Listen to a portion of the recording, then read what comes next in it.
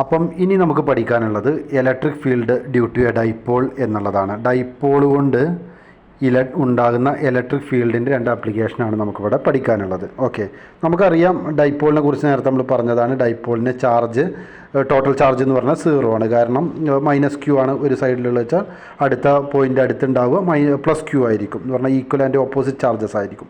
പക്ഷേ dipole moment കൊണ്ട് electric field produce ചെയ്യപ്പെടും. അപ്പോൾ അതേക്കുറിച്ചാണ് നമ്മളിവിടെ പറയുന്നത്. അപ്പോൾ ഒരു ഡൈപോൾ കൊണ്ട് അതിൻ്റെ എക്സ് ആക്സിസിലും അതുപോലെ തന്നെ വൈ ആക്സിസിലുമുള്ള രണ്ട് പോയിന്റുകളിലുള്ള ഇലക്ട്രിക് ഫീൽഡ് കാൽക്കുലേറ്റ് ചെയ്യുന്നത് എങ്ങനെയാണെന്ന് നമുക്ക് നോക്കാം. ആദ്യം നമുക്ക് electric field due to a dipole at axial point എന്ന് പറഞ്ഞാൽ എക്സ് ആക്സിസിലുള്ളത് എന്താണെന്ന് നമുക്കൊന്ന് പരിശോധിച്ച് നോക്കാം. അപ്പോൾ ഈ ചിത്രം ഒന്ന് നോക്കുക. ഇതിനകത്തൊരു ഡൈപോൾ ഉണ്ട്. ഡൈപോൾ ലെങ്ത്ത് 2L ആണ്. ഇതിനകത്ത് -q എന്ന് പറയുന്ന ചാർജ് എ എന്ന് പറയുന്ന പോയിന്റിലും +q എന്ന് പറയുന്ന ചാർജ് ബി എന്ന് പറയുന്ന പോയിന്റിലുമാണ് എന്ന് വിചാരിക്കുക. ഈ ഡൈപോളിൻ്റെ സെൻറ്ററിൽ നിന്നും പി എന്ന് പറയുന്ന ദൂരത്തിൽ ഒരു പോയിൻ്റ് പി എന്ന് പറയുന്ന ഒരു പോയിൻ്റ് R എന്ന് പറയുന്ന ഡിസ്റ്റൻസിൽ വെച്ചിട്ടുണ്ട്. ഇത്രയും കാര്യങ്ങൾ എന്ത് ചെയ്യുക ചിത്രത്തിൽ നിന്ന് മനസ്സിലാക്കുക. ഇനി നമുക്കറിയാം സൂപ്പർപോസിഷൻ പ്രിൻസിപ്പിൾ പ്രകാരം പി എന്ന് പറയുന്ന പോയിന്റിൽ ഉണ്ടാകുന്ന ടോട്ടൽ ഇലക്ട്രിക് ഫീൽഡ് എന്ന് പറയുന്നത് -q കൊണ്ടുണ്ടാവുന്ന ഇലക്ട്രിക് ഫീൽഡും +q കൊണ്ടുണ്ടാവുന്ന ഇലക്ട്രിക് ഫീൽഡും തമ്മിൽ ആഡ് ചെയ്താൽ മതി എന്നുള്ളത് സൂപ്പർപോസിഷൻ പ്രിൻസിപ്പിൾ പ്രകാരം നമ്മൾ പഠിച്ചിട്ടുള്ളതാണ്. അപ്പോൾ നമുക്കിത് ഓരോന്നും കണ്ടിട്ട് പരസ്പരം ആഡ് ചെയ്യുന്നത് എങ്ങനെയാണെന്ന് നോക്കാം. നമുക്ക് ആദ്യം E1 എന്ന് പറയുന്നത് +q ചാർജ് കൊണ്ടുണ്ടാകുന്ന ഇലക്ട്രിക് ഫീൽഡാണെന്ന് വിചാരിക്കാം. അതായത് ബി എന്ന് പറയുന്ന പോയിന്റിലുള്ള +q എന്ന് പറയുന്ന ചാർജ് കൊണ്ട് പിയിലുണ്ടാവുന്ന ഇലക്ട്രിക് ഫീൽഡ് അത് E1 ആണെന്ന് വിചാരിക്കുക. അപ്പം E1 = നമുക്കറിയാം കൂളംസ് ലോ പ്രകാരം എന്താണ് 1/4πε0 q ഡിസ്റ്റൻസ് സ്ക്വയർ r² എന്നാണ് വരിക. ഇവിടെ നമുക്ക് E1 ഒന്ന് നോക്കാം. E1 = 1/4πε0 q/r² എന്ന് പറയുമ്പോൾ എന്താണ് അത് +q എന്ന് പറയുന്ന ചാർജിൽ നിന്ന് പിയിലേക്കുള്ള ദൂരമാണ് അല്ലേ. അതായത് ബിയിൽ നിന്ന് പിയിലേക്കുള്ള ദൂരം നമുക്കറിയാം. ഓയിൽ നിന്ന് പിയിലേക്കുള്ള ദൂരം എത്രയാണ്? 6 ആണ്. അപ്പോൾ അതിൽ നിന്ന് ഓയിൽ നിന്ന് ബിയിലേക്കുള്ള L എന്ന് പറയുന്ന ദൂരം കുറച്ച് കഴിഞ്ഞാൽ നമുക്ക് എന്ത് ചെയ്യും? ബിയിൽ നിന്ന് പിയിലേക്കുള്ള ദൂരം കിട്ടും എന്ന് പറഞ്ഞാൽ R - L. അപ്പോൾ അത് പ്രകാരം നമുക്ക് എന്ത് കിട്ടും? E1 = 1/4πε0 q/r - L² എന്ന് നമുക്ക് എഴുതാം അല്ലേ. ഇതിൻ്റെ ഡയറക്ഷൻ എന്തായിരിക്കും? എയിൽ നിന്ന് പിയിലേക്കായിരിക്കും. കാരണം എന്താണ്? +q ആണ് ചാർജ്.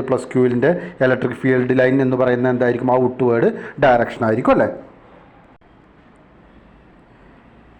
ഇതുപോലെ നമുക്ക് E2 നമുക്കൊന്ന് കാൽക്കുലേറ്റ് ചെയ്യാം. അതായത് E2 എന്ന് പറയുന്നത് -q എന്ന് പറയുന്ന ചാർജ് കൊണ്ട് പി എന്ന് പറയുന്ന പോയിന്റിലുണ്ടാവുന്ന ഇലക്ട്രിക് ഫീൽഡ്. നമുക്ക് ഇതുപോലെ തന്നെ കൂളംസ് ലോ പ്രകാരം എന്ത് എഴുതാം? 1/4πε0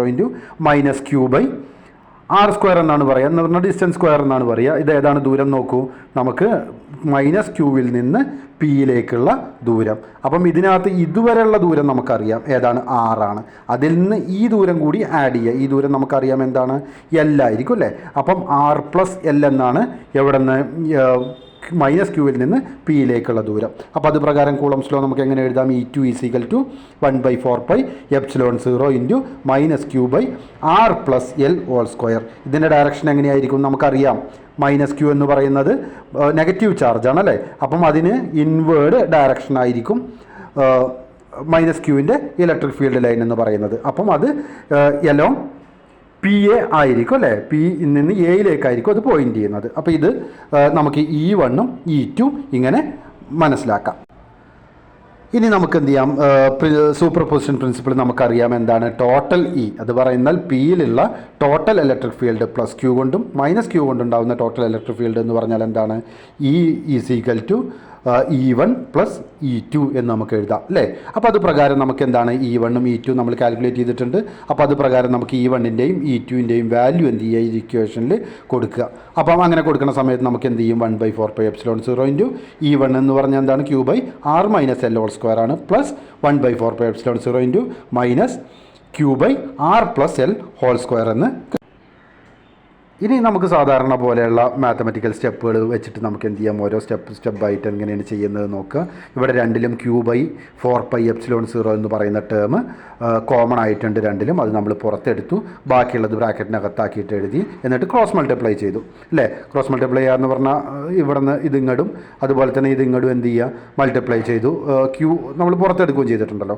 അപ്പോൾ നമുക്ക് ഇങ്ങനെ കിട്ടും R+L² minus R-L² divided by R² minus L² എന്ന് കിട്ടും. ഓക്കെ, R² - L² എന്ന് നമുക്ക് കിട്ടും. ഇതിലെന്ത് ചെയ്യുക, ബാക്കിയുള്ളത് നമുക്ക് എന്ത് ചെയ്യുക, സോൾവ് ചെയ്യുക. ഇവിടെ എന്ത് ചെയ്യുക, A+B² പോലെയല്ലേ R+L² എന്ന് പറയുന്നത്. അപ്പോൾ അത് നമുക്ക് സോൾവ് ചെയ്യുക. A+B² എന്ന് പറഞ്ഞാൽ എന്താണ്, A² plus 2AB plus B². അത് പ്രകാരം നമ്മൾ എന്ത് ചെയ്യുന്നു, അത് ചെയ്യുന്നു. R² plus 2RL plus L² എന്ന് വരുന്നു. അതുപോലെ തന്നെ നമുക്കറിയാം എന്താണ് A-B² എന്ന് പറഞ്ഞാൽ എന്താണ്, A² minus 2AB plus B² എന്നാണ്. അപ്പോൾ അത് പ്രകാരം നമ്മൾ എന്ത് ചെയ്യുന്നു, ഇവിടെ ഇതിനെയും സോൾവ് ചെയ്യുന്നു. ഓക്കെ, അപ്പം അങ്ങനെ നമുക്ക് രണ്ടും എന്ത് ചെയ്യുന്നു, സോൾവ് ചെയ്യുന്നു. അപ്പം നമുക്ക് ആ കിട്ടുന്നതിന് വീണ്ടും എന്ത് ചെയ്യുന്നു, ഈ മൈനസ് എന്ന് പറയുന്നത് ബ്രാക്കറ്റിനകത്തേക്ക് കൊടുക്കുന്ന സമയത്ത് ഇത് ഇവിടെ അതുപോലെ തന്നെ ഉണ്ട്. അതിനുശേഷം എന്ത് ചെയ്യും, മൈനസ് ബ്രാക്കറ്റിനകത്തേക്ക് കൊടുക്കും -R².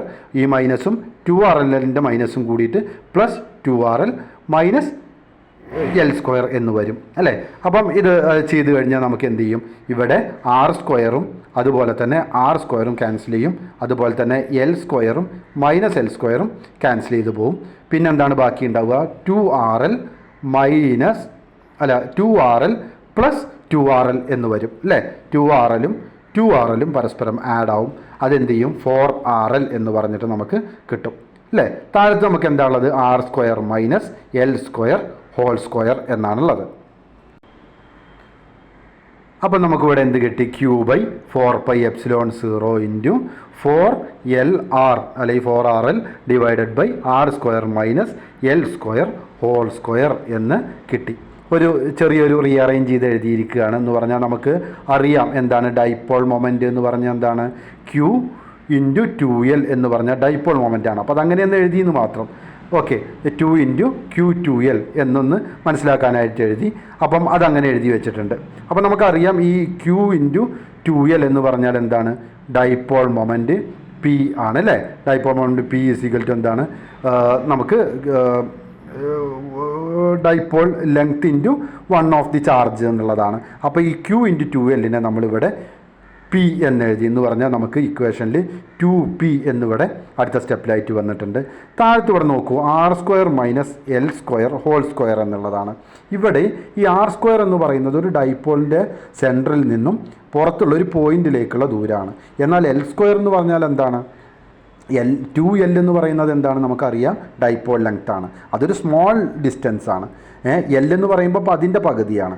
അതിൻ്റെ സ്ക്വയർ എന്ന് പറയുമ്പോൾ വീണ്ടും എന്ത് ചെയ്യും, ചെറുതാവും. എന്ന് പറഞ്ഞാൽ R² വളരെ വളരെ ചെറുതായിരിക്കും എന്ത്, L² എന്നുള്ളത് കൊണ്ട് നമ്മൾ എന്ത് ചെയ്തു, ഈ R² മൈനസ് L² ലുള്ള ആ L² നമ്മൾ നെഗ്ലക്റ്റ് ചെയ്യുന്നു. എന്ന് പറഞ്ഞാൽ R² മൈനസ് L² എന്നതിന് പകരം R² എന്നും അതുപോലെ തന്നെ R⁴ എന്നും നമ്മൾ എഴുതുന്നു. എന്ന് പറഞ്ഞാൽ ഇക്വേഷൻ നമുക്ക് എന്തിങ്ങനെ വരും, E = 2P. P നമ്മൾ നേരത്തെ കണ്ടു. P എന്ന് പറഞ്ഞാൽ എന്താണ്, Q/2Lനെ നമ്മൾ P ഡൈപോൾ മൊമെൻ്റ് എന്ന് കൊടുത്തു. അപ്പോൾ 2Q/4πε0 ഇൻറ്റു R, മുകളിലുള്ള ഈ ഒരു R അതുപോലെ തന്നെ താഴത്തുള്ള R⁴. അപ്പം ഇതിനകത്തൊരു R-ഉം താഴത്തുള്ള ഒരു R-ഉം ക്യാൻസൽ ചെയ്ത് പോകുന്നു. ബാക്കി നമുക്ക് എന്ത് കിട്ടുന്നു, E = electric field E = 2P/4πε0 R³ എന്ന് നമുക്ക് കിട്ടും. ഓക്കെ, അപ്പോൾ ഒരു ഇലക്ട്രിക് ഫീൽഡ് കൊണ്ട്, ഒരു ഡൈപോൾ കൊണ്ട് അതിൻ്റെ ആക്സിയൽ ലൈനിലുള്ള ഇലക്ട്രിക് ഫീൽഡ് നമ്മൾ ഇവിടെ കാൽക്കുലേറ്റ് ചെയ്തു. എത്രയാണ് നമുക്ക് കിട്ടിയത്, E = 2P/4πε0 R³ എന്ന് നമുക്ക് എന്ത് ചെയ്യാം, കാൽക്കുലേറ്റ് ചെയ്ത് കിട്ടി. ഓക്കെ.